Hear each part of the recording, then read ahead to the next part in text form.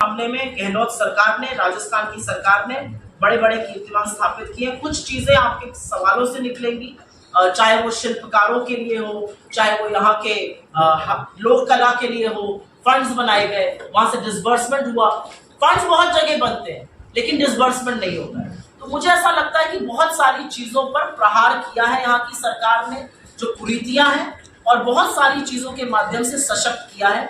और अब जब हम चुनावों में जाने को तैयार हैं तो मैं दावे के साथ कह सकती हूँ कि हम अपने काम के बल पर हमने कीर्तिमान स्थापित किया है, और उसके बल पर हम लोगों को अपना रिपोर्ट कार्ड दिखाकर उनसे पुनः आशीर्वाद की अपेक्षा करेंगे। और मुझे नहीं लगता कि भाजपा के पास कोई मुद्दा है, मुझे नहीं लगता कि भाजपा के पास कोई ऐसा नीति है जिसमें वो बात कर सके, और इसीलिए उनके जन आक्रोश में भी ना लोग आए, ना उनके परिवर्तन में लोग आ रहे हैं। असलियत ये है कि जब सरकारें काम करती हैं, और मैं एग्जाम्पल राजस्थान सरकार का दूंगी और बात में केंद्र सरकार की भी करूंगी। जब सरकारें काम करती हैं तो सरकारें सीना ठोक कर वोट मांगती है, अपने काम के बदले आपका आशीर्वाद मांगती है, और वही काम गहलोत सरकार ने किया। एक बहुत बड़ी पहल कांग्रेस की राजस्थान सरकार ने करी थी, फिर छत्तीसगढ़ ने भी करी, हिमाचल ने करी, अब कर्नाटका भी कर सकता है, और उसका नाम है ओल्ड पेंशन योजना। एक नई पेंशन योजना आई, लोगों के ऊपर थोपी गई। अगर जिस व्यक्ति को उसका लाभ मिलना चाहिए वो उसके खिलाफ खड़ा है, तो सरकारों का, सार्वजनिक जीवन में लोगों का, पॉलिटिकल पार्टीज का काम है लोगों की बात सुनकर उसको क्रियान्वित करना। और उसी के चलते जो ओल्ड पेंशन स्कीम आई, मुझे लगता है उससे लोगों को लाभ पहुंचा है, लोग खुश हैं। हमने छत्तीसगढ़ में भी ये किया, हमने हिमाचल में किया, और हमारा मानना है कि जहां जहां हमारी सरकार आएगी और अगर लोगों की डिमांड हुई तो हम बिल्कुल ओल्ड पेंशन स्कीम लाएंगे। राजस्थान में इसकी पहल की थी, केंद्र सरकार ने के लाख रोड़े लगाने के बावजूद हमने पैसा तक अकाउंट में पहुंचा दिया। ये एक बड़ा कीर्तिमान है। अंत में सिर्फ एक बात कहूंगी कि बहुत सारी बाधाएं आती हैं, बहुत सारी अवरोध पैदा किए जा सकते हैं पॉलिटिकली और अदरवाइज। जिस प्रतिशोध की राजनीति को आज भारतीय जनता पार्टी कर रही है, जिस तरह से उन्होंने एजेंसीज को, चाहे वो ईडी हो, सीबीआई हो, इनकम टैक्स को अपना फ्रंटल बना लिया है, ऐसे में सरकार चलाना मुश्किल है। लेकिन जब मजबूत इरादा होता है और जब एक शिद्दत होती है कि लोगों की सेवा करनी है, लोगों के हित का जन कल्याणी योजनाएं लानी है, तो ऐसे लाई जा सकती है। आपके सवालों का स्वागत है। मैडम, आप महंगाई पे बात कर रहे थे। पेट्रोलियम पदार्थों पर सबसे ज्यादा वेट जो राजस्थान में है, और आज जो है पूरे राजस्थान में पेट्रोल पंप बंद है और 15 तारीख से अनिश्चितकालीन हड़ताल। मैं इसके बारे में थोड़ा सा विस्तृत, अगर आपकी अनुमति हो तो मैं इस पर थोड़ा सा 2 मिनट के लिए बोलना चाहूंगी, क्योंकि एक जमाना था जब मैं आपकी तरह पत्रकार थी और मैंने फ्यूल को खूब कवर किया है ढंग से। पेट्रोलियम पर टैक्स लगता है, और वो टैक्स एक्साइज के माध्यम से लगता है, वो वैट लगता है जो राज्य सरकारें रखती हैं, एड वैलोरम वगैरह। जो एक्साइज का कंपोनेंट होता है वो राज्य और केंद्र सरकार साझा करती है। लेकिन इस सरकार ने पिछले 9.5 साल में, इनफैक्ट पौने 10 साल ऑलमोस्ट हो गया, एक्साइज का वो कंपोनेंट बढ़ाया। 3 तरह की एक्साइज होती है, बेसिक एक्साइज, स्पेशल एक्साइज और एडिशनल एक्साइज। इन्होंने बेसिक नहीं बढ़ाया, क्योंकि अगर बेसिक बढ़ाते तो वो राज्यों के साथ साझा करना पड़ता। इन्होंने कंपोनेंट बढ़ाया स्पेशल और एडिशनल एक्साइज का, और करीब 30 लाख करोड़ रुपए उससे कमाए, और एक झुंझुना दे दिया गया कि 200 रुपए कम कर दिए गए। कच्चे तेल का दाम $70 प्रति बैरल है, पेट्रोल 100 पे बिकेगा। तो मुझे लगता है कि ये जो प्रॉब्लम आपने राजस्थान की बताई, ये प्रॉब्लम बहुत सारी राज्य सरकारों की है। जीएसटी में बहुत सारी चीजें चले जाने से राज्य सरकारों के पास संसाधन की कमी है। भाजपा की सरकारें डर के मारे बोल नहीं पाती, कैमरा ऑफ करके उनसे पूछेगा वो भी यही बात कहते हैं, जीएसटी मीटिंग के बाद भी वही बात कहते हैं। मुझे ऐसा लगता है संसाधन की कमी है, जिस तरह से जीएसटी का बकाया रहता है वो कमी है। राज्य सरकारें जो जन कल्याण योजना करना चाहती हैं वो कई बार एड वैलोरम और वैट के थ्रू शायद टैक्स लेती हूँ, लेकिन मेरा अपना मानना है कि जो बड़ी लीवर है, जो बड़ी चाबी है फ्यूल टैक्स में, वो एक्साइज ड्यूटी है। और एक्साइज ड्यूटी 13 बार बढ़ाई गई है, 1 बार घटाई गई है। एक्साइज ड्यूटी जो कभी 30 पैसे होती थी वो आज 28 रुपए है। तो ऐसे में मेरा अपना मानना है कि केंद्र सरकार के पास एक बड़ी चाबी है, और उनको क्रियान्वित उस पर करना चाहिए। मैं बिल्कुल नहीं कह रही हूँ कि हम अपनी जिम्मेदारी से भाग रहे हैं, लेकिन मैं ये कह रही हूँ कि जिसके पास बड़ी चाबी है ताला तो उसी से खुलेगा। 2024 ज्योति मिर्धा के जाने से कोई इफेक्ट ऑन कांग्रेस? नहीं, बहुत सारे लोग हमारे साथ आ भी रहे हैं, उसके इफेक्ट पे भी बात कर लेते हैं। क्या अनुमान बेनीवाल जो चला गया वो चला गया, जो बीत गई सो बात गई, उस पर क्या रोना।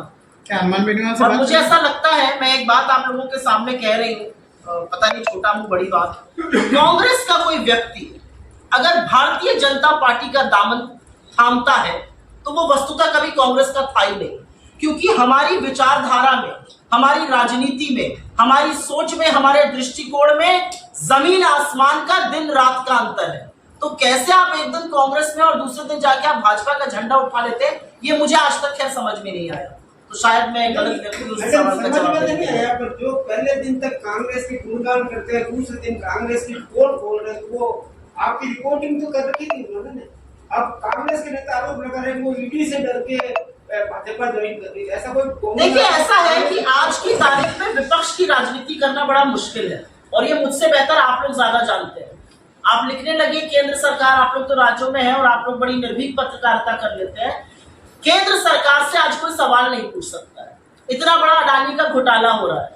महंगाई पर, बेरोजगारी पर कितने टीवी डिबेट्स पे, मैं रोज टीवी डिबेट पे जाती हूँ, एटलीस्ट 1 या 2 तो करती ही करती हूँ। कितने टीवी डिबेट्स पे चर्चा हो रही, कितने टीवी डिबेट्स पे मणिपुर की चर्चा हुई, जब तक वो भयावह वीडियो सामने नहीं आते। और भयावह वीडियो सामने आने के बाद सरकार की प्राथमिकता थी वीडियो कैसे सामने आया, ट्विटर पे कार्रवाई करो। ये सरकार का चलाने का तरीका है केंद्र सरकार का।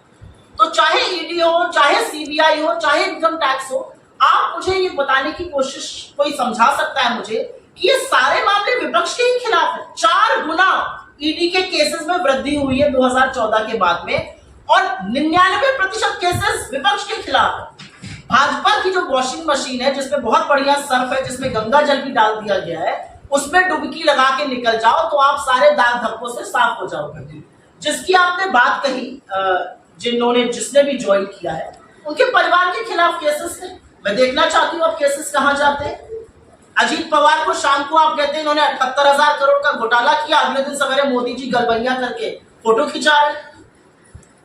येदुरप्पा हो गए, शुभेंदु अधिकारी हो गए, हेमंत बिस्व शर्मा हो गए, मतलब उनके खिलाफ तो कितने बड़े शारदा स्कैम में आपने आरोप लगाए थे।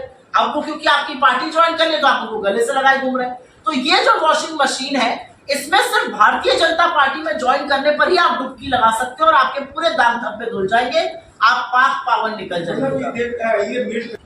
भारत सरकार ने इंडिया बदल के भारत नाम जो कर रहे हैं, तो क्या उस संगठन की वजह से हो रहा है?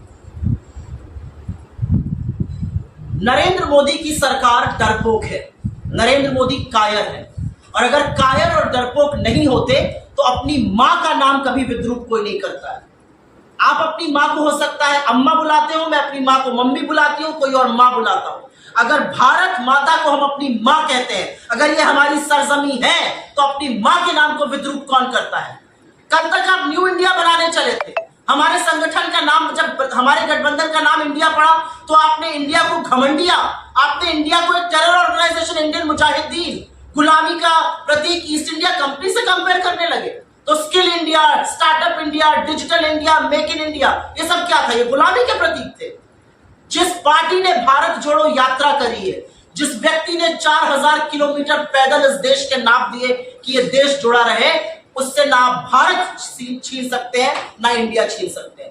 दिक्कत की बात यह है कि कोई कहता नहीं है मोदी जी लोगों से। मोदी जी की आंख में आंख डालकर बोलनी चाहिए कि जब आजादी की लड़ाई लड़ी जा रही थी, जब भारत के स्वाधीनता संग्राम की लड़ाई लड़ी जा रही थी, जब the war for Indian independence was being fought, तो आपके पूर्वज अंग्रेजों के साथ मुखबिरी और माफीनामे लिखते थे। आज 76 साल बाद आजादी के आप किस गुलामी के खिलाफ लड़ रहे हैं? अगर ये डर नहीं है तो ये क्या है? लेकिन ये बौखलाहट अच्छी है।